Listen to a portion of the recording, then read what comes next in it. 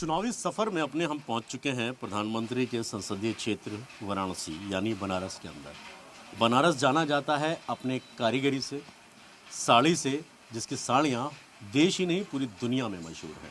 लेकिन क्या वो छोटे छोटे हैंडलूम चलाने वाले कारीगर, वो कारखाने किन हालात पर हैं, हम एक बार जायज़ा ज़रूर लेंगे और बात करने की कोशिश करेंगे कि तब से लेकर अब तक उनके बिज़नेस के, रोज़गार के हालात कैसे हैं। तो आइए मेरे साथ देखते हैं एक बार कि क्या वाकई कुछ बदला है या आज भी हालात वैसे के वैसे ही हैं।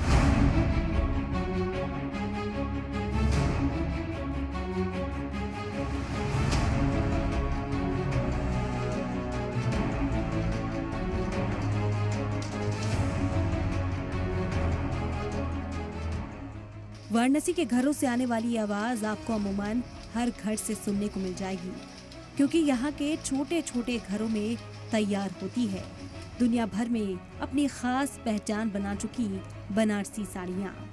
इन साड़ियों को बनने में जितना वक्त लगता है, उससे ज्यादा मेहनत इनके कारीगरों को अपनी रोजी रोटी चलाने के लिए करनी पड़ती है। साड़ी के कारीगर हालात और बाजार के आगे बेबस नजर आते हैं। बनारस के इन्हीं छोटे छोटे घरों के अंदर आपको हैंडलूम मिल जाएगा, यानी वो कारीगर जो अपनी मेहनत से आज भी देश ही नहीं पूरी दुनिया में, साड़ी की बात हो, कपड़े की बात हो, वो अपने हाथ की सफाई और अपनी कारीगरी दिखाते हैं। तो कैसी मशीनें हैं और जगह है, आप देखेंगे यहाँ पर अभी ये पूरा कारखाना है जो बन रहा है यहाँ पे। थोड़ा सा कोशिश करें, आज भी छोटे छोटे घरों में इस तरीके के अभी क्या नाम है आपका? अब्दुल अव्वल साहब, ये क्या है? साड़ी का कपड़ा है, क्या बना है? साड़ी क्या है ये कितने मीटर की है और कितने दिन में तैयार होती है? अरे ये है 5-6 मीटर की। 5-6 मीटर का। और कितना वक्त लगता है इसको? 4-5 घंटे लगता है। 4-5 घंटे में एक साड़ी तैयार कर लेते हैं मतलब वैसे। अच्छा, एक चीज़ मैं जानना चाहूँगा साहब, आपकी क्या हालात है बिजनेस के तौर एतबार से, किस तरीके से? पहले हालात बेहतर थे या आप बेहतर हैं, कैसे? वो देखिए, उसकी डिज़ाइन बनती है, वो बंद पड़ा है। अच्छा, इतनी ख़राब हालत है। अच्छा, प्लेन बिन रहे हैं, देखिए कोई डिज़ाइन नहीं है, सब बंद है। देखिए तो बिजनेस पूरी तरीके से बंद पड़ा है। कपड़ा क्यों, वजह क्या है इसकी? वजह खरीदार नहीं है आगे।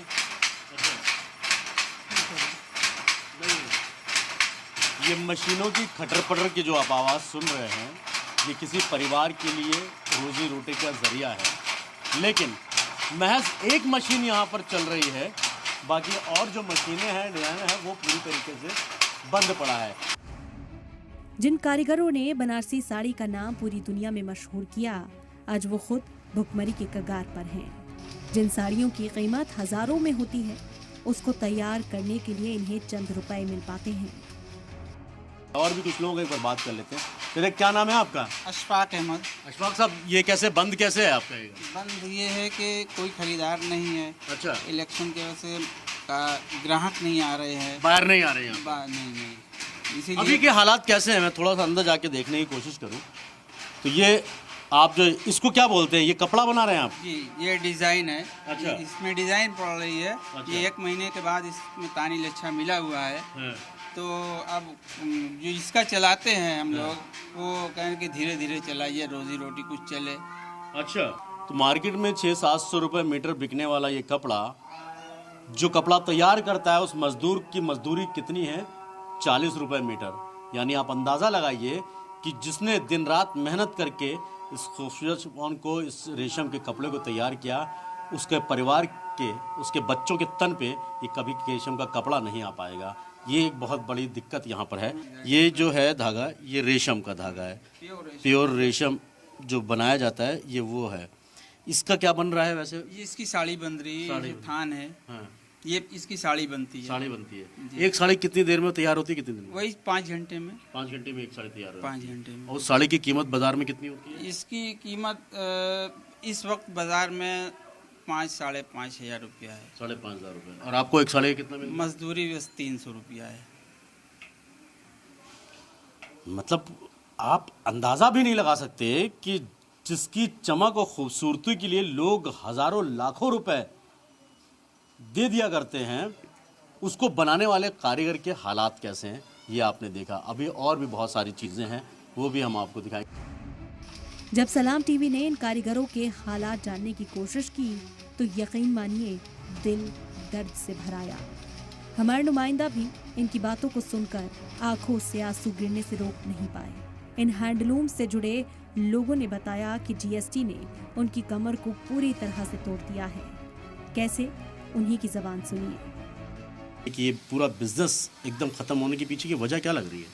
देखिए, इसकी वजह पूरी तरीके से सरकार है। अच्छा। जब कांग्रेस की गवर्नमेंट थी तो एक्सपोर्ट में थोड़ा सा फ्लेक्सिबिलिटी देती थी, ताकि मतलब जो आसानी से कोई चीज़ हमारा माल एक्सपोर्ट हो जाता था। लेकिन जब भाजपा सरकार आती है तो वो हमारे माल के एक्सपोर्ट पर सीधे सीधे वार करती है, रोक लगा देती है। अब सिर्फ मुस्लिम्स के साथ है या फिर उन पूरी बिरादरी जो इससे कहीं ना कहीं कनेक्टेड है, चाहे वो व्यापारी हो, चाहे वो दुकानदार हो या फिर कारीगर हो, वो सभी लोग हैं या सिर्फ आप ही लोग हैं? देखिए, सबसे ज़्यादा जो परेशान होता है इस बुनकारी में वो जो कारीगर तबका है, और कारीगर तबका मैक्सिमम मुस्लिम है। कारीगरों से लेकर हैंडलूम मालिक तक इन बदले हुए हालात का शिकार हैं और बताते हैं कि बमुश्किल से घर का खर्च चल पाता है, क्योंकि सिर्फ साड़ी कारोबारी ही नहीं, दूसरे कारोबारों पर भी इसका असर पड़ रहा है। हालात की मैं अगर बात करूँ चाचा कि तो कैसे? बहुत भी बेकार है। कोई हालात ऐसे है कि कोई अलग कोई काम का सिलसिला नहीं है, सब बंद पड़ा है सब। क्यों लग रहा है ऐसा, क्यों? पता नहीं कैसे क्या हो गया। आगे तो कोई मांगे नहीं है माल की। अच्छा। हम माल बना के करें क्या? जो भी माल पड़ा है घर, कोई निकासी नहीं है। जब निकासी हो तब में कुछ हाथ चलेगा।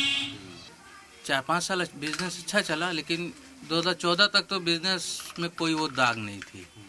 लेकिन जैसे सरकार चेंज हुई, आहिस्ता आहिस्ता ये डाउन होता चला गया। क्यों ऐसा? पॉलिसी ये, अब इनकी क्या पॉलिसी है तो ये यही जान सकते हैं। लेकिन बट बिजनेस पर जब भी इनकी सरकार आती है, बिजनेस पर सबसे पहले इनका असर पड़ता है। कोई सा भी बिजनेस हो, ऐसा नहीं कि सिर्फ साड़ी या पावर लूम पर ही हो। आप रॉ मटेरियल जितने हैं, गिट्टी बालू सीमेंट हैं, उठा पटक मकान बनाना, जो चाहे वो हो, मतलब इनके लाइन में आते हैं बिजनेस एकदम ठप होता है। यानी एक घर में अगर ये 3 मशीनें हैं तो 2 बंद पड़ी हैं, इसका जिम्मेदार कौन है, इसका जवाब किसके पास है, वो ज़रूर सोचना पड़ेगा। क्योंकि अगर इसी तरीके के हालात रहे तो बनारस की जो खूबसूरती रही है, बनारस की जो तासियात रही हैं, वो बिल्कुल ख़त्म होने के कगार पे ज़रूर पहुंच गई हैं। आप समझ सकते हैं कि बनारस जो अपने हुनर से जाना जाता था, आज वो किस तरह बदहाली के कगार पर खड़ा है।